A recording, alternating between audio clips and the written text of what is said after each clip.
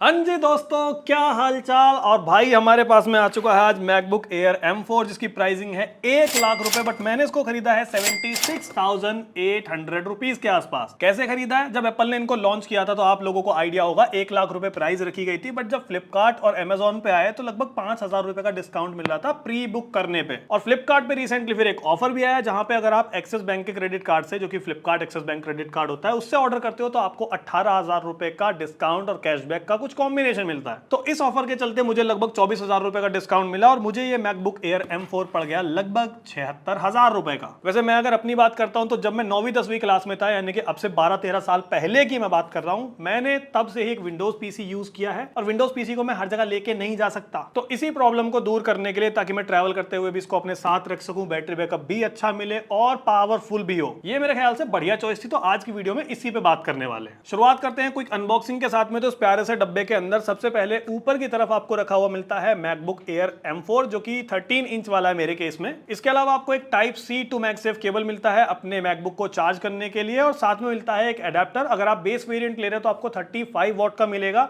और अगर आप बड़ा चार्जर लेना चाहते हो तो अलग से पैसे दे करके भी ले सकते हो, या फिर बड़ा वेरिएंट कोई खरीदते हो तो उसके हिसाब से आपके चार्जर की जो पावर होगी वो चेंज होती रहेगी। ओके, तो अब आते हैं हमारे मैकबुक के ऊपर। और भाई देखो कितना ज्यादा पतला सा, कितना ज्यादा हल्का सा और कितना ज्यादा लाइट वेट ये लैपटॉप है। वैसे ये चीज दो साइजेस के अंदर अवेलेबल है। आप चाहो तो 13.6 इंच वाला वेरिएंट ले सकते हो, या फिर आप चाहो, आपको बड़ी स्क्रीन का शौक है, 15.3 इंच भी आप लोगों के लिए अवेलेबल है, वो वाला भी ले सकते हो। और ये मैकबुक दिखने में जितना ज्यादा कॉम्पैक्ट है, इसका वेट भी उतना ही कम है। ऑलमोस्ट 1.2 केजी से 1.3 केजी के आसपास का इसका वेट है। और ये पूरा लैपटॉप एल्यूमिनियम से बना हुआ है, जिसके अंदर आपको 4 कलर ऑप्शंस भी मिल जाते हैं। सिल्वर आपको मिलेगा, ब्लू आपको मिलेगा, मिडनाइट आपको मिलेगा और स्टार लाइट आपको मिलेगा। वैसे चारों ही लैपटॉप्स को जब आप बहुत ज्यादा क्लोज से देखोगे तो ही कलर का डिफरेंस पता चलेगा, वरना कोई खास डिफरेंस नहीं दिखता, सब कुछ ग्रे ही लगता है। वैसे मैकबुक एयर M4 के साथ में आपको कुछ पोर्ट्स भी मिल जाते हैं, जो कि ऑब्वियसली नेसेसरी हैं हर एक लैपटॉप के लिए।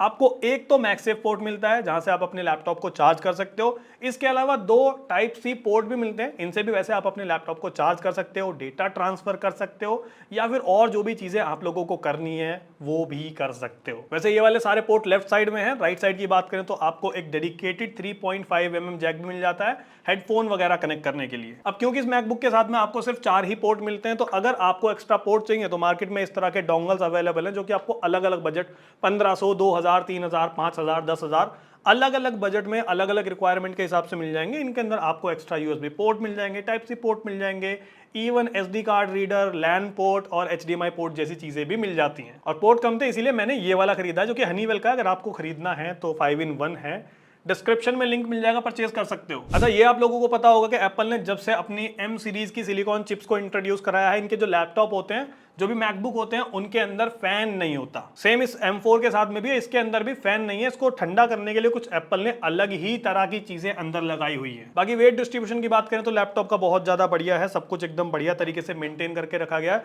इवन अगर आप इसकी लिड को खोलना चाहोगे तो वो भी आप एक सिंगल फिंगर के साथ में खोल सकते हो। यूजुअली विंडोज लैपटॉप से कंपेयर करो तो उनके साथ में ये चीज पॉसिबल नहीं होती। खोलने लगोगे पूरा लैपटॉप ही उठ के हाथ में आ जाता है। और अगर बिल्ड क्वालिटी की भी बात करें तो ये लैपटॉप बहुत ज्यादा सॉलिड फील होता है। वैसे इस चीज को देख के लगता ये तक नहीं है कि ये कहीं से खुलता भी होगा, लगता है सब कुछ एक सिंगल पीस में बनाया हुआ है। बाकी काफी सारे लैपटॉप्स की बॉडी को अगर आप प्रेस करते हो तो वो प्रेस होती है, वो चीज आपको यहाँ पे नहीं देखने मिलती, और होती भी है तो बहुत ज्यादा मिनिमल है। सेम चीज कीबोर्ड के साथ में, वो भी प्रेस नहीं होता, बहुत 19-20 वाली चीजें आपको देखने मिलेंगी। और मैकबुक की सबसे इंप्रेसिव चीज जो मुझे लगती है वो है इसका टच पैड। लैपटॉप बेशक छोटा है लेकिन टच पैड या ट्रैक पैड बहुत बड़ा है और बहुत ज्यादा स्मूथ काम करता है, मजा आ जाता है। टच पैड के साथ में आपको कुछ स्वाइप वाले कंट्रोल्स भी मिल जाते हैं, जो कि आजकल विंडोज लैपटॉप भी प्रोवाइड करते हैं, मैकबुक भी प्रोवाइड करते हैं, सेम यहाँ पे भी है। और इसके साथ में जो आपको मिलता है वो एक बैकलिट कीबोर्ड है, तो रात वगैरह में अगर आपको यूज करना है तो आप यूज कर सकते हो, कोई दिक्कत नहीं आएगी। देखो, अब तक मैंने जब विंडोज सिस्टम यूज किया था तो मैंने अलग अलग तरह के लैपटॉप्स यूज किए, मैंने अलग अलग तरह के डेस्कटॉप यूज किए, अलग अलग तरह के टीवी यूज किए, मोबाइल फोन यूज किए हैं। बट जो स्क्रीन का मजा, स्पेशली अगर लैपटॉप कैटेगरी के अंदर बात करते हैं, मैकबुक प्रोवाइड करता है, वो किसी भी विंडोज लैपटॉप में आई डोंट थिंक आप लोगों को मिलने वाला है। या फिर अगर आप एक अच्छा हाई क्वालिटी मॉनिटर भी ले रहे हो तो शायद वहां पे भी आप लोगों को यूजुअली नहीं मिलेगा। हाँ, अनटिल और अनलेस आप कमेंट में जाके ये कमेंट ना करने लगो कि मेरे पास में 2 लाख का मॉनिटर, तो उसकी बात अलग होगी भाई। ये चीज ही 75-76 हजार रुपए में ली है। वैसे स्क्रीन साइज में आपको ऑलरेडी बता चुका हूं, 13.6 वाला वेरिएंट है मेरे पास में और इसका रेजोल्यूशन 2K प्लस है। तो इस चीज से आप लोग अंदाजा लगा सकते हो। और सुनने में ये भी आया कि इसके अंदर 4 स्पीकर्स लगे हुए हैं। वैसे मैंने गिने तो नहीं है, ना ही अंदर झांक के देखा है, बट जो साउंड आउटपुट आता है वो बहुत ज्यादा लाउड है और जो क्वालिटी है साउंड की वो भी एक नंबर है, पसंद आ जाएगी आप लोगों को। वैसे एप्पल का पिछले कुछ महीनों का ट्रेंड अगर आप लोगों ने नोटिस किया हो, चाहे आईफोन की बात कर रहे हो, चाहे मैक मिनी की बात कर रहे हो, चाहे मैकबुक की बात कर रहे हो, वो ये है कि एप्पल ने प्राइसिंग तो कर दी है कम। यूजुअली अगर डॉलर्स में बात करें तो M3 एयर जो आता था उसका बेस वेरिएंट $1200 पहुंचता था, 1 लाख रुपए के ऊपर। और वहां पे भी आपको जो बेस वेरिएंट में रैम मिलती थी वो थी 8 GB। बट अगर इसके केस में बात करते हैं तो यहाँ पे रैम की स्टार्टिंग ही 16 GB से होती है और प्राइसिंग ऑलरेडी कम हो गई है। USD में बात करें तो $1000 के आसपास आपको मिल जाता है, 999।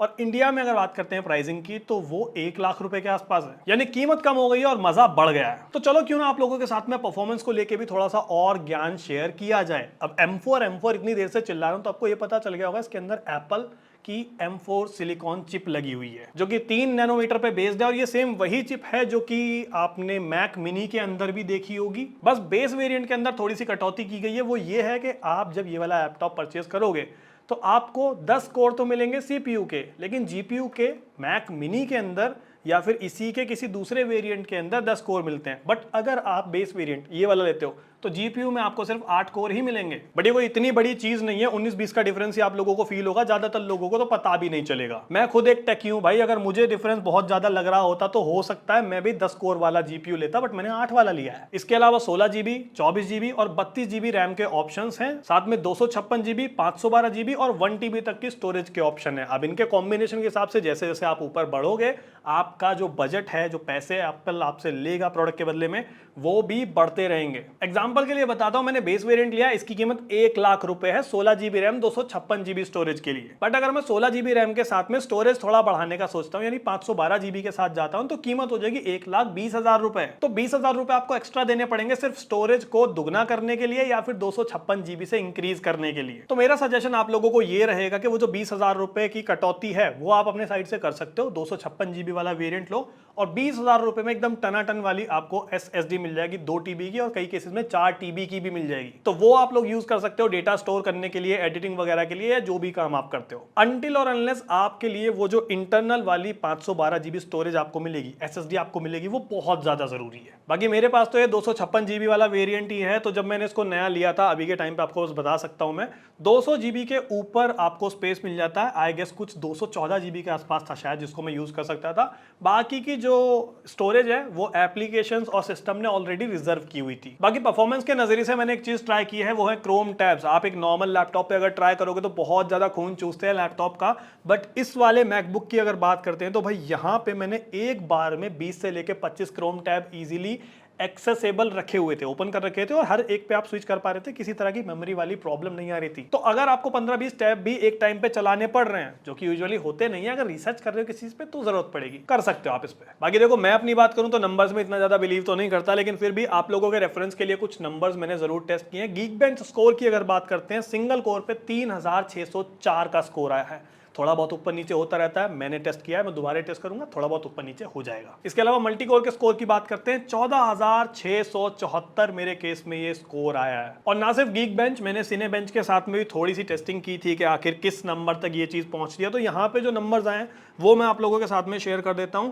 जो जीपीयू के नंबर्स हैं वो आए हैं 2,922 पॉइंट्स। इसके अलावा सीपीयू के जो नंबर हैं मल्टी कोर के साथ में वो आए हैं 591 पॉइंट्स। और जो सीपीयू के सिंगल कोर के साथ में नंबर्स आए हैं वो है भाई 172 पॉइंट्स। और इवन सिंगल कोर के हिसाब से तो देखने वाली चीज ये भी है कि नंबर 1 लैपटॉप की कैटेगरी में स्टैंड कर रहा है, नंबर 1 पे आ रहा है। इससे तगड़े वाले और भी हैं, बट सिंगल कोर के मामले में यही जीत रहा है। और हाँ, लगे हाथ मैंने रीड राइट स्पीड का भी टेस्ट कर लिया, तो वो भी आप लोगों को बता देता हूँ। राइट स्पीड आई है हमारी 2051 MB पर सेकेंड। और ये MB छोटा वाला बी नहीं है जो इंटरनेट के लिए यूज होता है, ये बड़ा वाला बी है, मतलब ऑलमोस्ट 2 GB पर सेकेंड की राइट स्पीड है। और रीड स्पीड की बात करें तो वो हमेशा थोड़ी सी ज्यादा होती है, वो है 2856, यानी कि थोड़ा सा कम है, ऑलमोस्ट 3 GB पर सेकेंड की रीड स्पीड मिलती है। तो मुझे तो ये चीज बहुत ज्यादा पसंद आई है। बाकी अगर नंबर से आप लोगों को आइडिया नहीं लगता, आप लोग भी मेरी तरह हो जिसको प्रैक्टिकल चीजें जाननी है, तो जो छोटा सा काम हम लोग करते हैं अपने लैपटॉप्स वगैरह पे, वो होता है वीडियो एडिटिंग करना या थोड़ा सा ग्राफिक डिजाइनिंग वगैरह करना।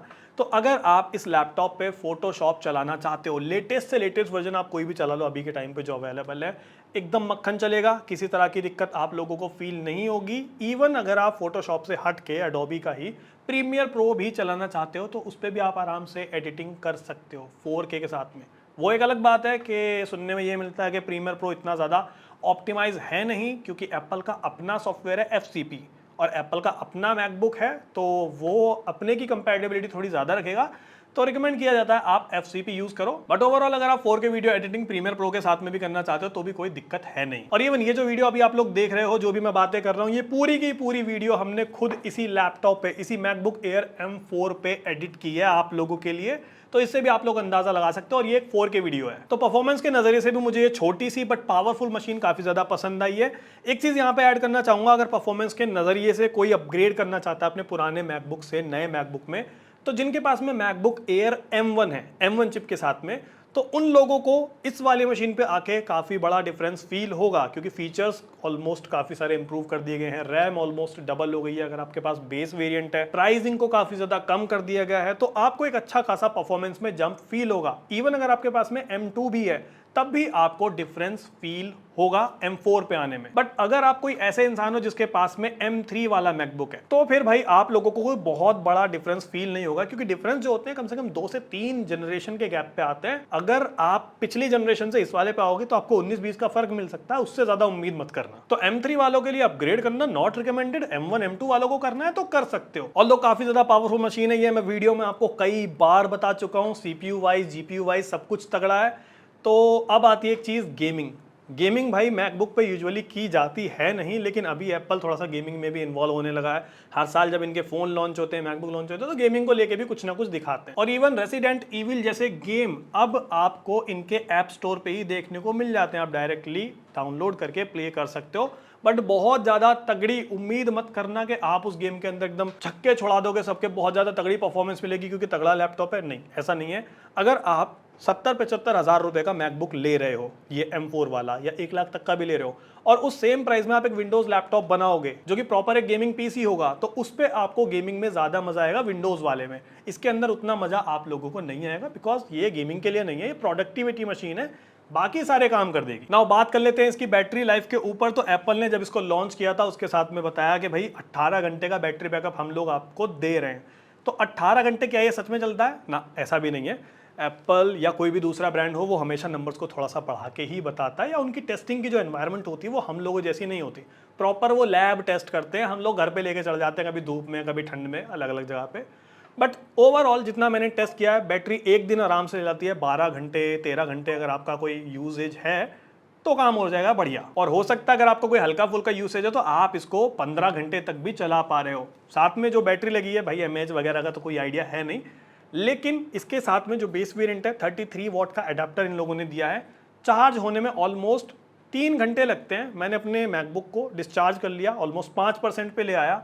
उसके बाद मैंने इसको चार्ज होने पे लगाया तो लगभग 3 घंटे में ये 100% तक पहुंच गया था। बाकी अगर आपको फास्ट चार्जर चाहिए तो आप थोड़ा सा फास्ट चार्जर भी ले सकते हो। मैकबुक खरीदते टाइम अलग से ऑप्शन मिलता है आपको एप्पल की वेबसाइट पे या कुछ और वेबसाइट्स पे, जहां पे आप एक्स्ट्रा पैसे दे करके ज्यादा पावर का चार्जर इसके साथ में ले सकते हो, क्योंकि ये मशीन अप टू 70 वॉट तक की चार्जिंग को सपोर्ट करती है। मेरे केस में 3 घंटे में चार्ज हुआ था, आपके केस में 1-1.5 घंटे में चार्ज हो सकता है अगर 70 वॉट के चार्जर से करोगे। बाकी जैसे ही आप डब्बा ओपन करोगे, मैकबुक को चालू करोगे, तो आप लोगों को पता चलेगा कि ये वाला जो मैकबुक है मैक OS सिक्वोया पे चलता है, जो कि लेटेस्ट है, 15.3 के आसपास कुछ वर्जन है इसका। और इसके साथ में आपको एप्पल इंटेलिजेंस का भी सपोर्ट मिलता है। और अगर आप इंग्लिश इंडिया में यूज कर रहे हो अपने मैक को तो नहीं मिलेगा, अगर आप इंग्लिश US में यूज कर रहे हो तो आपको यहाँ पे सपोर्ट मिल जाता है। आप थोड़ी बहुत इमेजेस वगैरह जनरेट कर सकते हो, चीज़ों को समराइज वगैरह। मतलब आपको पता है ना, एप्पल ने जब आईफोन के टाइम पे जो चीज़ें दिखाई थी वो सेम चीज़ें आपके मैकबुक में भी आ गई हैं। और यही एप्पल इंटेलिजेंस रीजन है कि आपको हर एक डिवाइस के अंदर ज्यादा से ज्यादा रैम मिल रही है। एप्पल के स्मार्टफोन्स की बात करें तो 16 सीरीज में जितने भी आए हैं या आए थे,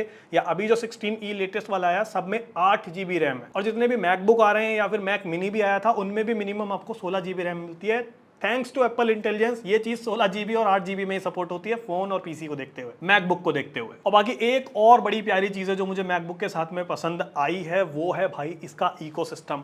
एक बार अगर आप इस चीज में फंस गए तो निकल तो नहीं पाओगे, इतना तो मैं आपको लिख के दे रहा हूं। बिकॉज अगर आपके पास में 2 या 2 से ज़्यादा एप्पल के प्रोडक्ट हैं, वो इतना सीमलेसली कनेक्ट हो जाते हैं, इतना सीमलेसली कनेक्ट हो जाते हैं कि भूल जाओगे आप 2 डिवाइस यूज़ कर रहे हो, एक ही आप उसको मान के चलोगे। मेरे पास में ये आईफोन पहले से था, अभी मैंने मैकबुक ले लिया, दोनों के अंदर सेम अकाउंट से मैंने लॉगिन किया। अब लॉगिन करने के बाद में दोनों अपने आप से इस तरह कनेक्टेड हो गए हैं कि अगर मुझे इसके ऊपर माइक यूज़ करना है, कोई वीडियो कॉल करते हुए, कोई भी रिकॉर्ड करते हुए, कुछ भी चीज़ करते हुए, मैं इससे सिर्फ एक बटन पे चूज करता हूं और इसका माइक इनेबल हो जाता है, बिना कोई तार, बिना कोई झंझट, सब सिंपल। इसी तरीके से अगर मैं वीडियो कॉल वगैरह कर रहा हूं या कोई वीडियो वाली चीज रिकॉर्ड कर रहा हूं जहां पे कैमरा की जरूरत है, तो मैं अपने मैकबुक में अपने आईफोन का कैमरा यूज कर सकता हूं, वो भी बिना किसी तार। तो मैं अपने आईफोन को कहीं भी लेके जाऊंगा, जो भी यहाँ पे होगा वो बिना लेटेंसी के साथ में और अच्छी क्वालिटी में मुझे मैकबुक पे दिखता रहता है। यूजुअली ये चीज आपको कोई दूसरा लैपटॉप या स्पेशली कहें विंडोज लैपटॉप, जो कि मैं खुद भी एक उनका फैन था, यूजर था, नहीं देते। और सिर्फ इतना ही नहीं है, अगर आपने कोई चीज यहाँ पे कॉपी की है तो आप यहाँ पेस्ट कर सकते हो, यहाँ पे कॉपी की है तो यहाँ पेस्ट कर सकते हो। सेंड वेंड का कुछ नहीं, डायरेक्ट कॉपी डायरेक्ट पेस्ट। और भैया कॉल स्विचिंग, ये भी एक चीज है जो बहुत ज्यादा इंप्रेसिव है। आपके आईफोन पे कॉल आ रही है तो आप आईफोन से उठा लो, आपका मन नहीं है, आप बैठे हुए मैकबुक पे, तो मैकबुक से उठा लो, मैकबुक पे बात कर लो, आईफोन पे बात कर लो, या इस कॉल को, जो आपकी कॉल चल रही है, उसको आप बहुत ही सीमलेसली स्विच कर सकते हो, कभी इधर, जैसा आप लोगों को ठीक लगे। अब चाहे वो आपकी फेस टाइम पे आने वाली वीडियो कॉल्स हैं या फिर आपके फोन पे आने वाली नॉर्मल कॉल्स हैं, वो सब स्विच हो जाता है। ये वाले नशे में अब तक मिस कर रहा था, बट अब मुझे लग चुके हैं। गलती मेरी नहीं है ना, विंडोज यूजर था। बाकी वो जो कैमरा वाली चीज मैं आप लोगों को बता रहा था, वो अगर आपके पास में कोई पुराना वाला मैकबुक है M3 तक, तो आप लोगों को ज्यादा उसकी जरूरत पड़ेगी, बिकॉज वहां पे आपको मिलता था एक फुल HD कैमरा जिसकी क्वालिटी अच्छी थी बट बहुत तगड़ी नहीं। बट इस वाले मैकबुक के अंदर आपको मिलता है प्रॉपर एक 12 मेगापिक्सल का कैमरा, जिसकी क्वालिटी पुराने वाले मैकबुक्स के मुकाबले काफी ज्यादा तगड़ी है। और ये एक सेंटर स्टेज कैमरा है। सेंटर स्टेज जिन लोगों को नहीं पता, आप जैसे सेंटर स्टेज वाला ऑप्शन इनेबल करोगे तो कैमरा आप पे फोकस कर लेगा। अब आप मूव करोगे तो कैमरा आपके साथ साथ मूव करेगा, आपको फ्रेम में रखने की कोशिश करेगा। ये है सेंटर स्टेज। तो इस चीज के इंपैक्ट से ये होगा, आपकी जितनी भी मीटिंग्स होती हैं, आपके जितने भी इंटरव्यूज होते हैं, चाहे वो मीट पे हैं, चाहे फेस टाइम पे हैं, चाहे किसी भी दूसरे वीडियो कॉल प्लेटफॉर्म पे हैं, सब कुछ ऑर्गेनाइज और बेहतर क्वालिटी का रहेगा। ओके, बहुत हो गई तारीफें, अब बात कर लेते हैं आखिर ये चीज बनी किन लोगों के लिए, कौन है इसकी टारगेट ऑडियंस। देखो, पहली बात तो ये जिस बजट पे आता है और जो चीजें आपको ऑफर करता है वो अपने आप में अनबीटेबल है। बट अगर आप इसके ऊपर डिस्काउंट वगैरह ले लेते हो, जैसे मैंने अपने केस में लिया, नॉर्मली आपको 5, 7, 10 हज़ार तक का डिस्काउंट तो मिल ही जाता है। अगर आप GST पे लेते हो तो आपको और भी अच्छा डिस्काउंट मिल सकता है। यानी कि सेम प्राइस पे जिस पे मैंने लिया है, ऑलमोस्ट 75, 76, 77,000 के आसपास आप भी ले सकते हो। इस प्राइस पे या और भी ज्यादा किलर, या फिर कह सकते हो वैल्यू फॉर मनी प्रोडक्ट बन जाता है। तो अगर आप एक स्टूडेंट हो, आपको बहुत ज्यादा ऑनलाइन क्लासेस लेनी होती है, मीटिंग्स वगैरह होती है, नोट्स वगैरह बनाने होते हैं, आप लोगों के लिए ये है। अगर आप एक कैजुअल यूजर भी हो जिसको बहुत ज्यादा ब्राउजिंग वगैरह करनी होती है, या फिर आप थोड़ी बहुत वीडियो एडिटिंग वगैरह करना चाहते हो, ग्राफिक एडिटिंग वगैरह करना चाहते हो, तब भी आप लोगों के लिए है। या फिर आप एक वर्किंग प्रोफेशनल हो, आप एक डेवलपर हो, आपको कोडिंग वगैरह करनी होती है, या फिर एक कंटेंट क्रिएटर हो, हर एक केस में ये मशीन आप लोगों के लिए इनफ होने वाली है। बाकी अगर आज के टाइम पे आपको लग रहा है कि M3 ज्यादा बेहतर है या M4 ज्यादा बेहतर है, नो डाउट M4 बेहतर है। M4 1 लाख में मिलता है, जबकि प्राइस मैं चेक कर रहा था फ्लिपकार्ट पे, M3 आज भी 1,07,000 रुपए में मिलता है। उसके अंदर बेस वेरिएंट में 8 GB रैम है, यहाँ पे बेस वेरिएंट में 16 GB रैम है। तो आप लेटेस्ट चीज लेना चाहोगे सस्ते रेट में, या फिर पुरानी चीज लेना चाहोगे महंगे रेट में? जवाब आपको पता है। सो ये था मेरा रिव्यू इसी मैकबुक एयर M4 के लिए, एक विंडोज यूजर का, एक हार्डकोर विंडोज यूजर का, और भाई अपना एज अ पहला Apple MacBook, Apple product, Apple laptop, जो भी आप लोग कहना चाहो। मैं काफ़ी ज़्यादा सेटिस्फाई हूँ इस प्रोडक्ट को लेकर के। स्पेशली जितने भी आप वीडियोस इंटरनेट पे देखोगे, सबने तारीफ ही की है, क्योंकि चीज़ अच्छी है। पैसे नहीं मिले किसी को भी, और जिनको मिले भी होंगे उन्होंने भी की होगी, बट चीज़ तो बढ़िया है। तो इतना ही था इस वीडियो में। उम्मीद करता हूँ आपको मेरे द्वारा ये मैकबुक एयर M4 का रिव्यू पसंद आया होगा। अगर आपको ये वीडियो अच्छी लगी, आप इसे खरीदना चाहते हो, तो लिंक डिस्क्रिप्शन में है। बाकी ऐसे वीडियोस के लिए लाइक, शेयर, सब्सक्राइब करके रख लेना। मिलते हैं जल्दी अगले किसी वीडियो में, तब तक के लिए गुड बाय।